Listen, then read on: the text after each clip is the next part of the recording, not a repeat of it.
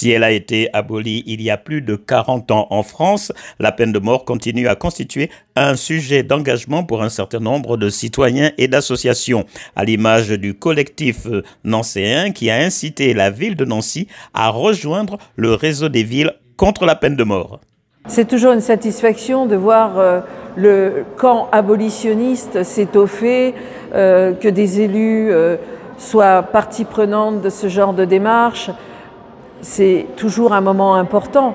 Mais ce qui est intéressant, c'est que par le biais des jumelages, des rencontres entre élus de grandes villes, le message abolitionniste peut passer peut-être plus facilement que si c'était une grande manifestation d'ONG.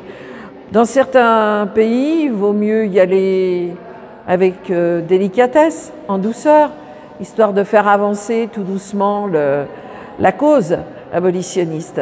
Évidemment, ce combat contre la peine de mort est le nôtre et nous avons accueilli avec bienveillance le collectif d'associations nancéens qui mène ce combat et avec grand plaisir au sein de la ville. Voilà, et on travaille avec eux. Maintenant, dorénavant, tous les 30 novembre, on sera à leur côté sur ce combat-là. Pour les membres de l'Action des chrétiens pour l'abolition de la torture, cette implication aux côtés d'autres acteurs contre la peine capitale relève de l'engagement naturel pour tout chrétien. Le combat abolitionniste n'est pas réservé aux chrétiens. Beaucoup de chrétiens sont encore enferrés dans cette justification de la peine de mort.